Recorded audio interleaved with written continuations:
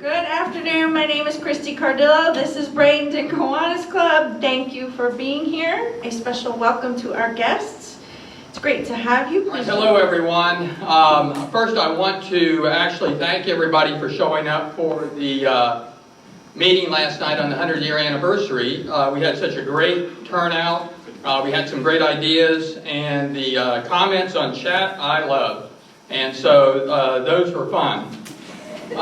We're back in 1955, and if you could go to this is the year of the bomb shelters, and when they were popular. Who remembers bomb shelters? There's a lot of people who are young in here, but there's a few of us that remember. This is a drawing of one of the bomb shelters that so many families were thinking about putting in their yards. In fact, the head of the Civil Defense suggested everybody put one in their yards. And if you go to the next one, Mac, this is what one of the simple ones look like. That you climb down that tunnel into the bomb shelter, and that's going into the Smithsonian. A lot of where I grew up, and probably a lot of you grew up too, a lot of people were creating different types of bomb shelters, and some fairly fancy ones in the neighborhood I was in. This is a photo of the Jackson cow pasture, and this turns into Bayshore Gardens. And up on the right-hand side of there is going to be where Dr. Probstfield, that's where Manatee Junior College is going to go. So it's hard to believe that's just 1955 when they started developing that. Now, for those of you that grew up in that area, if you went out back in the woods, there were some caves that if you were a kid, you could climb into some limestone caves back there. Go to the next one. This is a picture of those of you, most of you are too young to know this, but it's a few of us that went to Walker Junior High School. And this is the south campus of Manatee High School, but this is looking south. So you can see how much in 1955, there were a few houses there close to the school, but yet all the way to Sarasota Bay, you can see how much land there was that was undeveloped. This is the Boeing B-17 Flying Fortress, used by the Allies to bomb Germany. The club's president in 1955 was Edgar Hillary Price Jr., and he was stationed in England, and during World War II, he flew this plane, or one like it, on 26 daylight raids over Germany. Their mission was bomb Germany, and many of his fellow airmen did not come back because it had some of the highest casualties in World War II were from these flights. And Ed's experience in flying that airplane gave him a perspective on life and personal mission to serve the youth and underprivileged and the disadvantaged. Now this is a photo of 35-year-old or so Ed Price. And this is the year that he was elected to serve as president of this club, but yet this also is just 3 years later. This photo was taken when he went to the Florida Senate, which I'm going to talk about. He was one of the members, just one of the members, the many members we're talking about, who was bigger than life, but yet approachable and would help out anybody. And there's a lot of members in here who knew Ed very well. Which, by the way, I grew up either calling him Mr. Price or Senator Price until I got a little older and he told me to call him Ed. He was born in Jacksonville and he was born in Jacksonville in 1918, but grew up in this area and graduated from Sarasota High School, where he was an outstanding athlete. He then went to the University of Florida and graduated, and then he joined the Army. And as I already have described to you, served in World War II. He returned from the service and managed a 400-acre commercial gladiolus farm in Terracea Island. And then he met, a year or two later, a man by the name of Tony Rossi. And that was the same year he became president of the club that Rossi approached him, and he went to work for a company called Fruit Industries, Inc. Ed worked with Rossi, who led the company to becoming Tropicana Products, becoming one of the most successful fruit juice processing companies in America, and it still holds a strong position in the market. He was a he was strong in agriculture, and he was recognized throughout the state many times. Now, he became one of the most influential senators in Florida because of his ability to work across the aisle. And he was in office when Manatee Junior College was established. He sat on many influential boards across Florida. And let's go to the next slide. Now, this is a photo of Ed Price in 2000, but it actually is what most of us remember Ed Price like, as we remember him. He was a true Southern gentleman. In the article I wrote in the newsletter, I included 2 quotes by some men who knew him pretty well. Ed was a statesman, not a foreign politician. There's a big difference, and if you'll read the quotes in the paper, the newsletter I did, you'll understand what I'm talking about. His influence was enormous, and it began in 1958 and lasted for over 50 years.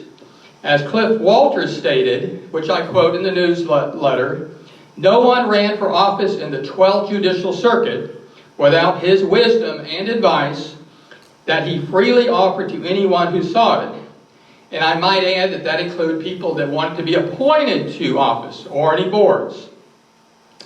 Locally, he volunteered throughout the county, and many organizations still reflect his support, including Manatee Rural Health and Palmetto Youth Center.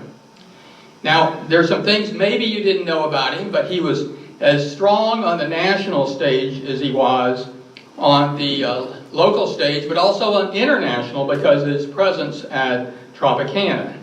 He testified before Congress many times and counseled many presidents of the United States on agriculture and trade. He was asked when he was retiring from the Florida Senate, he was asked by several governors, including Reuben Askew and Leroy Collins, to run for governor, but he declined because he wanted to spend more time with his family. He wanted to continue the work at Tropicana, and he wanted to continue the work at Braden and Kiwanis. In 1977, the Tampa Bay Times identified him as one of Florida's 10 most powerful people in the state of Florida. And after a lifetime of service, he died in 2012, which really isn't that long ago. And so many of us remember that he was dedicated to this club, and you could see him here at lunch on Tuesdays. The next slide should be an article from 1955, and it is an article of George Smith, who was giving a deed to Ed Price. This is a deed to 2.5 acres that George donated to be part of a park that the Braden and Kiwanis Club was developing on 21st Avenue on the side of the Bradenton Trailer Park. And there's the photo of that in 1955. And so on September 21st, 1955, William Eugene Page Jr. was nominated as the 1956 president without any opposition. And then in December 27th, he was sworn in, and we'll talk about him next week. But by the end of 1955, they had a good year in inducting 16 new members, and including a young Manatee County judge named Robert Hensley and an accountant, Harry C. Pratt. Next week, we'll talk about 1956. Now, I'm excited to introduce our speaker today. I was so excited about it, I ordered her book, and she was born in Chicago, and she was born into a military family. She has had quite a career in broadcasting and print media, freelance writing, and business management. And her book, Begotten with Love, was an award-winning book. And her newest release, Trapped Within, both are nonfiction, both are outstanding books. And she's lived now in Bradenton for quite a few years. We are honored to have her here with us. And I'll turn it over to Joanne. Joanne?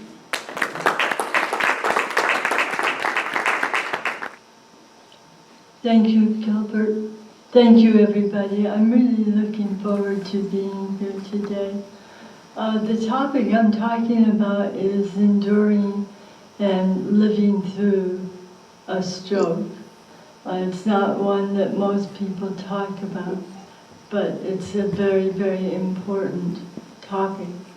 795,000 people, according to the CDC, suffered a stroke in 1 year. Out of that number, 610,000 people were first-time. It was a first-time occurrence for them.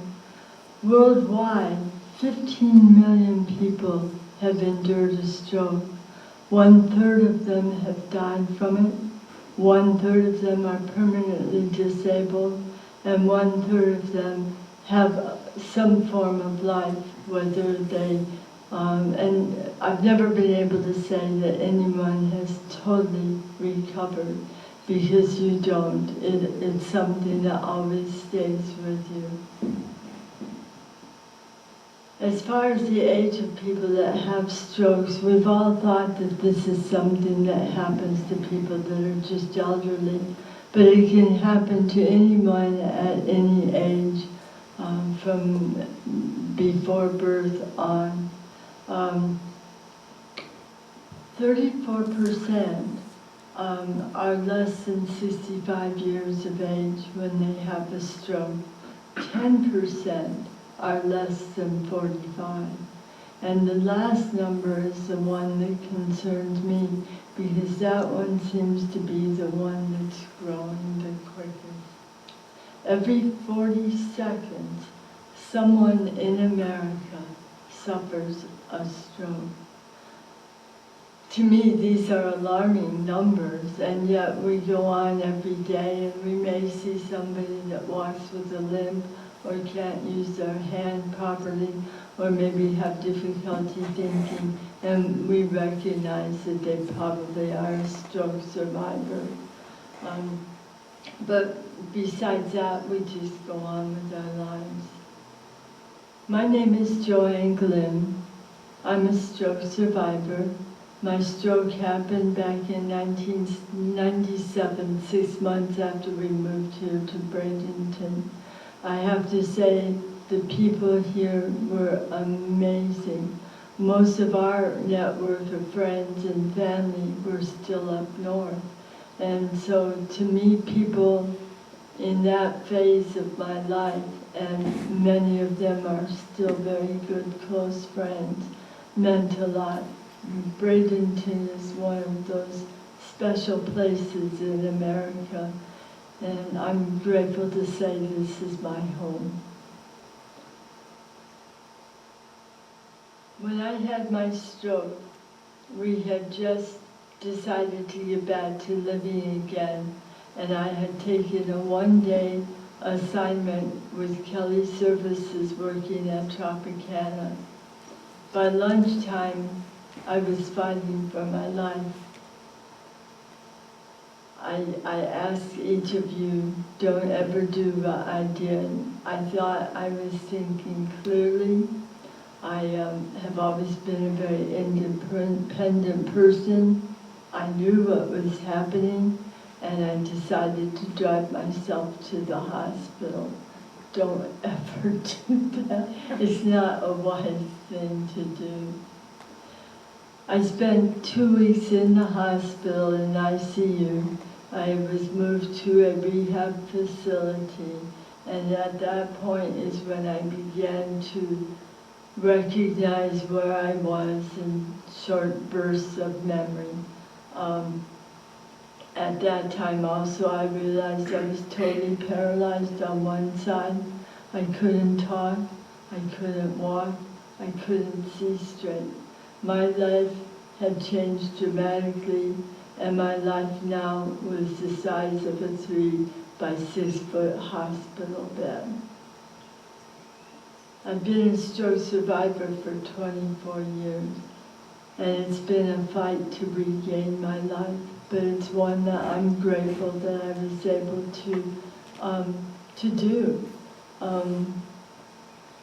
The hardest hurdle that I would have to say that any stroke survivor faces is having to say goodbye to who they were, because they will never see that person again. We have all spent our lives becoming the person that we are now. And most of us, except for a few bad habits that most people remind us we have, we're happy with where we are in life. But that's totally taken from you. It's literally stolen from you. Some people get caught in that because they want their old life back. And you have to get to a point where you say goodbye. There's a grieving process to a stroke. And if you can bring yourself to grieve who you were, you can also bring yourself to a point that you look forward to who you may become. And that's where the healing really begins. I know people who've gone through this transition. They're not perfect anymore, but the thing is that they have found new talents. A lot of them are very creative people. They're good with the arts, they're good with music, they've learned how to cook one-handed and make beautiful meals. So there's a lot out there for them to do. There's more to recovery from a stroke than just a physical healing. So I'd like people to keep this in your mind so that if you see someone, you can help them through what they're going through, because we're still in there. We still want to be a part of the community. We don't want that stolen from us as well. Another one of the transitions that we need to face is the loneliness and depression, because when you're going through it, you don't think anybody else understands. You don't think anybody else has experienced what you have. And it's very difficult going through that depression. And everybody goes through it to one degree or another. As far as therapy goes, the best thing for all of us is the repetition of therapy. Unfortunately, right now, therapy, if you have insurance, is limited. What you can learn is not. There is no 3-month or 6-month or 1 year or 2-year limit on bringing yourself back. I know people who after 5 years are now, after they had been in a bed, paralyzed with nothing that they could do. Linda Rodstadt, who wrote the book Rebel Stroke, she last year went to Switzerland and went skiing. So don't ever give up on us. We're here to stay. As far as myself and the therapy I'm trying to do 24 years later is I'm trying to learn to whistle again. And the other day I'd heard somebody say something about whistling, and as I was reading it, I found myself puckering up, and I blew, and one note came out. It only lasted about 2 seconds, but it was there. And I decided if I could do that one note, I'm going to do more. So that's on my list. Other things that people need to consider is the emotional. To help families, help the stroke survivors in their own families. Sometimes they do too much for someone, sometimes they do too little, sometimes they push, and it's all with good intention. But somewhere along the way you need to let the stroke survivor make decisions and be accountable for those decisions for themselves. I think the biggest thing I hear from stroke survivors is how tired they are And it's a different type of tiredness. It's one where they need sleep, they need additional sleep. Even if they lay down for an hour or two in the afternoon, it's something that is necessary for them to heal. Spiritually, to try to find the strength within themselves for others is very necessary. And aphasia is very, very difficult to overcome. And it does not mean that there's a loss of intellect. I know when the aphasia that I had was very, very prominent, I understood everything that was going around me. It's just from the thought to the mouth, there's a pause button, and it was broken. And so I could think it, I just could not speak it.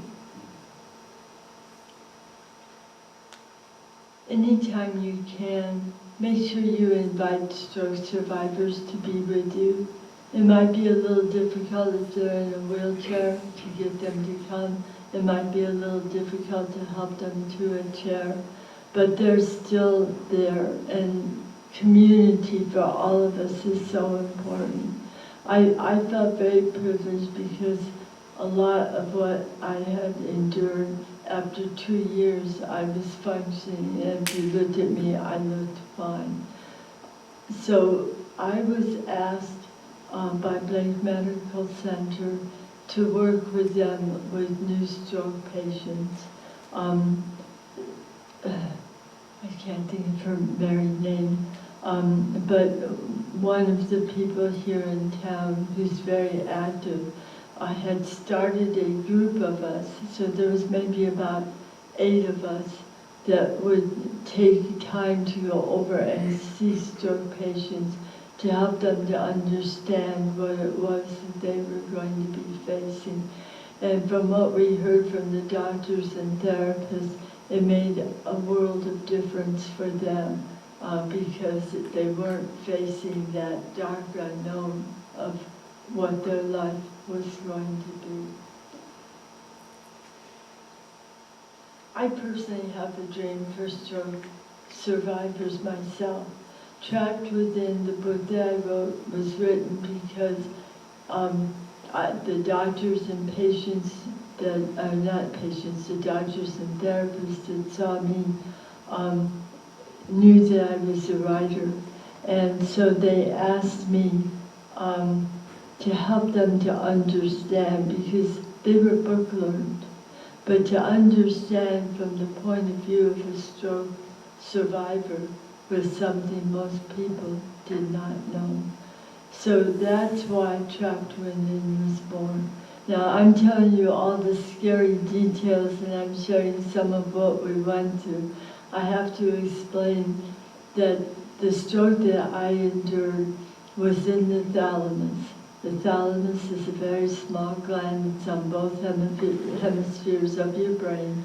And all of you have experienced your thalamus at one time or another if you've had anything to drink, because that's the area that's affected when you get drunk.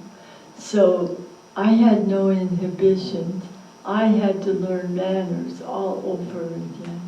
And so some of the stories that are in the book, I told on myself some of the things that I did that I would not normally do and do not do now. But it obviously is not something I would ever want to repeat in life. But it certainly left me with a lot of gratitude and a lot of love for people. And I'm grateful for that part of the experience. So if you have a chance, there's books in the back. I also have bracelets that you can get. On one side it says Stroke Survivor Strong, and the other side says Don't Count Me Out.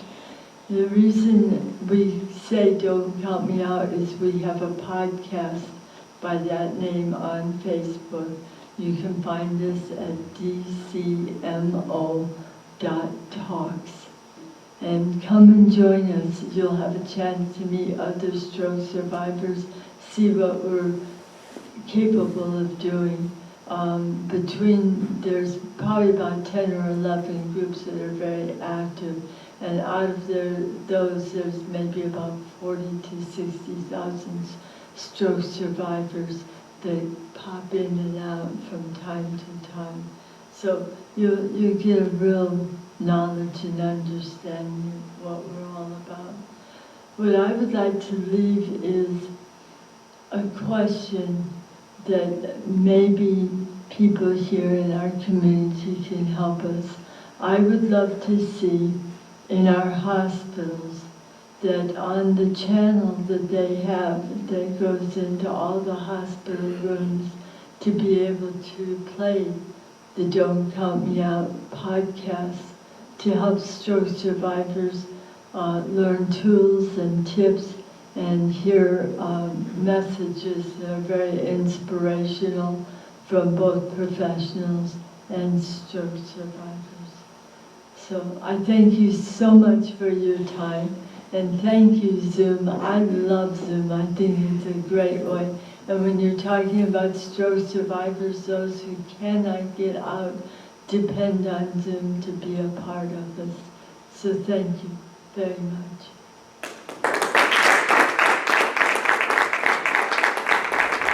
Our speakers, our Kiwanis is built on the golden rule. Do unto others as you would have done unto you. So we have a golden ruler for you to measure your future success and helping stroke victims, That's survivors. wonderful. You're Thank you welcome. so much. Thank you.